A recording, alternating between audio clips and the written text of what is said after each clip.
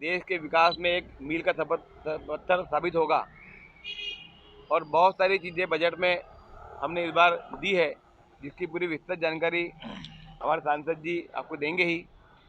ये बजट को लेकर हम लोग लगातार जनता के बीच में जाके कुछ प्रोग्राम करने वाले हैं।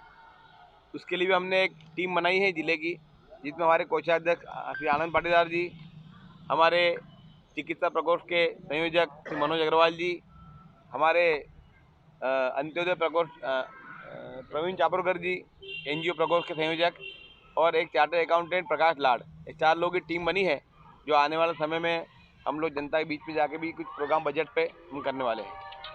हमारे बीच में हमारे जिले के महामंत्री लक्ष्मण महाजन जी और वो टीम के सदस्य हमारे मीडिया प्रभारी नीलेश जुनागढ़ जी उपस्थित है। मैं सांसद जी से आग्रह करूंगा कि आज बजट पर आप सभी पत्रकार बंधुओं को संबोधित करें, और उसके बाद में हम अंत में जो विकास यात्रा हमारी निकल रही है उस पर भी आपको जानकारी अंत में देंगे। मैं सांसद जी आग्रह करता हूँ कि बजट पर हमारा विषय रखें।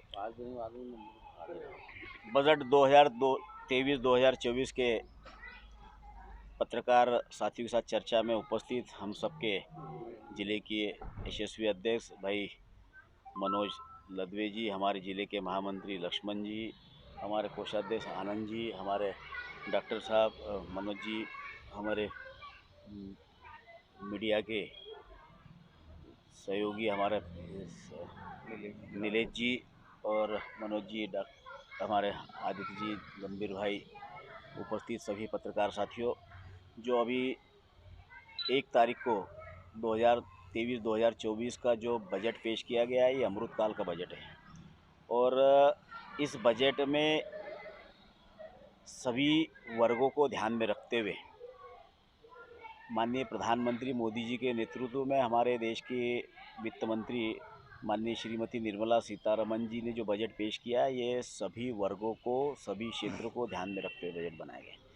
ऐसा कोई क्षेत्र नहीं है कि जिस क्षेत्र को छोड़ा हो, या ऐसा कोई वर्ग नहीं कि जिस वर्ग के लिए इस बजट में कुछ ना हो। सभी वर्गों को विशेष रूप से ध्यान रखा गया। इस बजट में विशेष रूप से किसानों के लिए बहुत बड़ी राहत भरा बजट है, युवाओं के लिए ये बजट समर्पित है, महिलाओं के उत्थान के लिए बजट है, और आदिवासी समाज के लिए बजट है, और शिक्षा, स्वास्थ्य, उसके साथ साथ चाहे रेलवे की बात कर लो, चाहे रोड की बात कर लो, या शिक्षा के साथ साथ स्वास्थ्य की बात कर लो। पहली बार इस बजट में 157 मेडिकल कॉलेजेस जो है, उसके साथ में नर्सिंग कॉलेजों को भी जोड़ने का काम इस बजट में रखा गया है, क्योंकि स्वास्थ्य के प्रति इतनी हमारी सरकार सजग है। स्वास्थ्य के क्षेत्र में हमारी सरकार ने जो है कि आयुष्मान भारत योजना की जो कार्ड बना है, उस कार्ड के माध्यम से आप भी जानते हो कि लाखों नहीं करोड़ों लोगों को इस योजना का लाभ मिला है। जो गरीब कभी इलाज के अभाव में दम तोड़ता था, क्योंकि पैसा नहीं रहता था, पैसा नहीं रहने के कारण वो इलाज नहीं करा पाता था, और इलाज नहीं करा पाने के कारण वो दम तोड़ता था। लेकिन बजट में हमारे माननीय प्रधानमंत्री जी ने और माननीय वित्त मंत्री जी ने इसमें विशेष रूप से ध्यान रखा गया, और हर व्यक्ति स्वस्थ रहे, इस दिशा में काम किया है। शिक्षा के क्षेत्र में हमारे युवाओं को प्रोत्साहित करने के लिए जितना बजट बढ़ा सकते हैं उतना बजट बढ़ाने का काम किया है, और एकलव्य विद्यालयों के लिए लगभग 38,000 करोड़ का बजट में विशेष रूप से प्रावधान रखा गया है कि ज़्यादा से ज़्यादा यहाँ पर शिक्षकों की पूर्ति हो पाए, और शिक्षा से संबंधित जो भी आवश्यकता है उस आवश्यकताओं की पूर्ति करने के लिए एकलव्य विद्यालयों को के उन्नयन के लिए इतना बड़ा बजट में इस बार प्रावधान किया गया है, ताकि हमारे जनजातीय समुदाय के ज़्यादा से ज़्यादा बच्चों को शिक्षा का लाभ मिल सके। उसी के साथ साथ किसानों के कल्याण के लिए 1 करोड़ से अधिक किसान जैविक खेती को अपनाएं, और उस जैविक खेती करने वाले किसानों को भी विशेष रूप से इसमें प्रावधान रखा गया है। उसी के साथ साथ रेलवे के लिए, रेलवे में पहली बार 2013 का बजट देखें और 2023 का बजट देखें, तो 9 गुना से अधिक बजट में विशेष रूप से प्रावधान रखा गया है कि ताकि रेलवे का सुदृढ़ीकरण हो सके। हमारे लिए तो इस बात की भी खुशी है कि हमारा इंदौर से अकोला ब्रॉडगेज जो है, उस ब्रॉडगेज के लिए 700 करोड़ रुपए का प्रावधान हमारे रेल मंत्री जी को मैं धन्यवाद देता हूँ, और हमारे वित्त मंत्री निर्मला सीतारमण जी को भी धन्यवाद देता हूँ कि हमारे संसदीय क्षेत्र में भी विशेष रूप से ध्यान रखते हुए 700 करोड़ रुपए का बजट उन्होंने प्रावधान रखा है। और शिक्षा, स्वास्थ्य और उसके बाद में जहाँ कोरोना काल जैसी बीमारी में कोई गरीब भूखा नहीं सोए, 82 करोड़ जनता को निःशुल्क अनाज देने के लिए फिर लिमिट हमारे सरकार ने 1 साल की बढ़ा दी है। 28 महीने से 82 करोड़ जनता को निःशुल्क अनाज देने का काम भी हमारी सरकार के द्वारा किया जा रहा है। रोटी, कपड़ा और मकान जो कल्पना है, और जिस रोटी, कपड़ा और मकान के नाम पर हमने पिछली बार कई सरकारें देखी कि इस मुद्दे को तो लेकर आती थी लेकिन किसी का ध्यान नहीं रखती थी, लेकिन हमारी सरकार ने पेट की भी चिंता करी है, स्वास्थ्य की भी चिंता करी है, शिक्षा की भी चिंता करी है, और शिक्षा के साथ साथ हमारे माननीय प्रधानमंत्री जी के नेतृत्व में लगभग 66% प्रधानमंत्री आवास में भी इस बार बजट को बढ़ाया गया है, ताकि 2024 तक हर गरीब का जो सपना है कि उसको पक्की छत का मकान होना चाहिए, उस पक्की छत के मकान देने के लिए इस बार बजट में विशेष रूप से प्रावधान हमारे माननीय वित्त मंत्री जी के द्वारा किया गया है, और ताकि हर गरीब का सपना साकार हो सके। तो इस दिशा में हमारी सरकार ने काम करने का प्रयास किया है।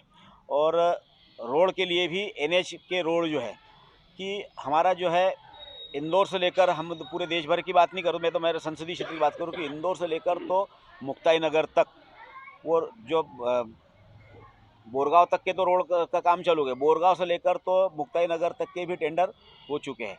उसी के साथ साथ अभी हमारे यहाँ से बुरहानपुर से लेकर तो अंकलेश्वर का जो रोड है, वो पाल और पाल से जो चोपड़ा तक अंकलेश्वर तो जाएगा ही, लेकिन उसके साथ साथ इधर से पाल और पाल से खरगोन होते हुए भी महेश्वर से भी रोड जुड़ेगा, ताकि सब दूर से रोड की कनेक्टिविटी हो, ताकि आवागमन के लिए किसी प्रकार की कोई दिक्कत नहीं रहे। और लॉजिस्टिक हब के लिए माननीय हमारे नितिन गडकरी जी ने पूरे देश भर में 35 लॉजिस्टिक हब बनाने के लिए भी उन्होंने अपनी तरफ से घोषणा की है, और जिससे हमारे मध्य प्रदेश के लिए इंदौर और भोपाल की लॉजिस्टिक हब बनेगा, ताकि जो लोगों को जो ज़रूरतमंद की चीज़ें जो है वो कम ट्रांसपोर्टेशन का चार्ज कम लगे, तो उससे इन लोगों को सस्ती चीज़ें भी मिलेगी। उसी के साथ महिलाओं के लिए जो महिलाओं की बचत है, उस महिलाओं की बचत को भी बढ़ावा देने का काम हमारे वित्त मंत्री जी ने इस बजट में रखा है। और बुज़ुर्ग की जो बचत लिमिटेशन थी, जो 15 लाख रुपए थी, उस 15 लाख की लिमिटेशन को बढ़ाकर 30 लाख रुपए तक के उसकी बजट लिमिटेशन भी बढ़ा दी है, ताकि बचत की प्रवृत्ति जो हमारे देश के बुज़ुर्गों की, महिलाओं की जो विशेष रूप से बचत की प्रवृत्ति रहती है, उस बचत की प्रवृत्ति को बढ़ावा मिले, इस दिशा में भी हमारी सरकार ने काम किया है। और मध्यम वर्ग का भी विशेष रूप से इस बजट में ध्यान रखा गया है। मध्यम वर्ग के लोगों के लिए भी पहली बार 7 लाख रुपए तक के इनकम टैक्स का किसी प्रकार का 1 रुपये का भी टैक्स नहीं लगेगा। तो ये बजट जो है हमारा मध्यम वर्गीय के लिए समर्पित है। ये बजट जो है हमारा महिलाओं के लिए समर्पित है, बुज़ुर्गों के लिए समर्पित है, युवाओं के लिए समर्पित है, और खिलाड़ियों के लिए भी विशेष रूप से प्रावधान किया गया है, कि ताकि जो प्रधानमंत्री जी का संकल्प है, सपना है कि ज़्यादा से ज़्यादा खिलाड़ियों को प्रोत्साहित करें, और जितने खिलाड़ियों को हम सुविधा दे सकेंगे उसी के माध्यम से ज़्यादा खिलाड़ी निकल कर आएंगे। और आज हम देखते हैं कि जब से 2014 से हमारे प्रधानमंत्री माननीय मोदी जी के नेतृत्व में सरकार बनी है, तब से खिलाड़ियों को जो है प्रोत्साहित करने के लिए जो हमारी सरकार के द्वारा सुविधाएं दी जाती है, उसी कारण आज खेलकूद के क्षेत्र में भी हमारा देश ने कई मेडल लाने का काम किया है। और ये मेडल इसलिए ला रहा है कि हम उस खिलाड़ियों को जो सुविधाएं देना चाहिए, वो सारी सुविधाएं देने का काम हम लोग कर रहे हैं। और इसी के साथ साथ पर्यटन को बढ़ावा देने के लिए भी हमारे इस बजट में विशेष रूप से प्रावधान रखा गया है, ताकि जितना पर्यटन एक बड़ा क्षेत्र है जिसमें रोजगार के अवसर भी मिलते हैं। और जितना मैं समझता हूँ कि पर्यटन को बढ़ावा देने के लिए हमारे मोदी जी की सरकार ने ध्यान दिया है, इसके पहले कभी किसी ने ध्यान नहीं दिया। पर्यटन के हर क्षेत्र में हमारी सरकार के द्वारा, चाहे हमारे मध्य प्रदेश की सरकार हो चाहे देश की सरकार हो, पर्यटन को बढ़ावा देने के लिए भी विशेष रूप से पूरा सहयोग हमारी सरकार के द्वारा किया जा रहा है। और हमारे आदिवासी क्षेत्र का भी विशेष रूप से ध्यान रखा गया है। तो ऐसा कोई क्षेत्र नहीं कि जिस क्षेत्र को हमने छोड़ा है। और विकास को लेकर भी और व्यक्ति विकास को लेकर भी सभी वर्गों को विशेष रूप से ध्यान रखा गया है। तो आज के जो विशेष रूप से हमारे जो बिंदु है, यह माननीय प्रधानमंत्री जी के नेतृत्व में केंद्र की भारतीय जनता पार्टी की सरकार द्वारा देश के नागरिकों को सामाजिक न्याय, समानता, सम्मान और समान अवसर उपलब्ध कराने वाला बजट है। देश का 75वां अमृत काल का बजट जिसको हम कहते हैं, इज़ ऑल लिविंग को बढ़ाने पर जोर देने वाला बजट है। यह दुनिया में सबसे तेज़ गति से देश को विकास की राह दिखाने वाला और भारत को सुपर इकोनॉमी पावर बनाने वाला बजट है। ऐसे सर्वस्पर्शी, सर्वसमावेशी और देश के जन जन और शहर हर क्षेत्र के सर्वांगीण कल्याण के प्रति समर्पित आम बजट के लिए हम माननीय प्रधानमंत्री मोदी जी, वित्त मंत्री माननीय श्रीमती निर्मला सीतारमन जी और उनकी पूरी टीम का हार्दिक अभिनंदन करते हैं। आम बजट जो नागरिकों के लिए बड़े अवसर उपलब्ध कराना है, विकास और रोजगार सृजन को मजबूत प्रोत्साहन प्रदान करना है, व्यापक आर्थिक स्थिरता को मजबूत करना है। इस बजट के 7 अर्थात सप्तर्षि प्राथमिकताएं जो हमारे मतलब जो 7 बिंदु है, उसको सप्तर्षि प्राथमिकताओं के नाम से हमने पेश करने का काम हमारी सरकार के द्वारा किया है। समावेशी विकास, जो सबके विकास को लेकर इसमें ध्यान रखा गया है। लास्ट माइल डिलीवरी, मतलब जो लॉजिस्टिक हब के जब बारे में जो बताया कि हर व्यक्ति तक जो भी आवश्यक वस्तु है, वो आवश्यक वस्तु पहुँचे। और उस पहुँचने के लिए, क्योंकि हम देखते हैं कि यदि कोई चीज़ मुंबई पहुँचाना है तो दिल्ली में लॉजिस्टिक हब होगा तो उसका कितना ट्रांसपोर्टेशन चार्ज लगता था, और वो ट्रांसपोर्टेशन चार्ज ज़्यादा लगने के कारण कहीं ना कहीं उस हितग्राही के ऊपर या जो व्यक्ति पर इसका भार आता था। तो उस भार को कम करने के लिए इस तरह से 35 लॉजिस्टिक हब बनाने का निर्णय हमारे सरकार के द्वारा किया गया है। बुनियादी ढांचा और निवेश, बुनियादी ढांचे को भी विशेष रूप से इसमें ध्यान रखा गया है। क्षमता को उजागर करना और हरित विकास के लिए जो कृषि के क्षेत्र में जैविक खेती हो चाहे अन्य संसाधन हो, उन अन्य संसाधनों को बढ़ावा देने के लिए हरित विकास को भी इसमें विशेष रूप से ध्यान रखा गया है। युवाओं पर भी विशेष रूप से हमारे इस बजट में फोकस किया गया है, ताकि युवाओं को अधिक से अधिक आत्मनिर्भर बनाने के लिए, उनको खेलकूद के क्षेत्र में, शिक्षा के क्षेत्र में आत्मनिर्भर बनाने के लिए विशेष रूप से प्रावधान हमारे सरकार के द्वारा इस बार किया गया है। वित्तीय क्षेत्र की मजबूती, वित्तीय क्षेत्र में भी, क्योंकि जब हम आत्मनिर्भर बनेंगे तो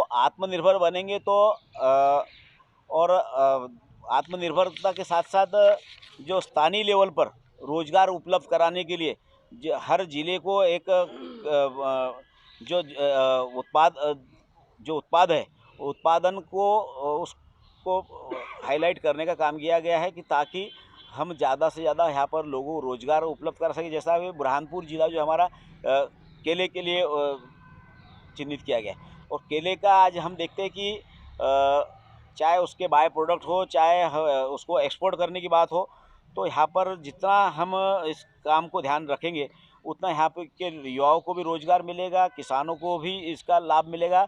और श्री अन्न नाम से जो मोटे अनाज को बढ़ावा देने के लिए पहली बार हमारे मिलेट के नाम से जो है कि प्रधानमंत्री जी के नेतृत्व में एक बड़ा कार्यक्रम भी दिल्ली में उन्होंने संपन्न किया गया। क्योंकि आज हम देखते हैं कि मोटा अनाज जो है कि पहले तो हम देखते थे कि गरीब लोग इसको ज़्यादा उसका सेवन करते थे, गरीब लोग उसका ज़्यादा उपयोग करते थे। लेकिन आज ये मोटा अनाज जो श्री अन्न जो है, ये बड़े पैसे वाले लोगों का, अमीर लोगों का भोजन बन चुका है।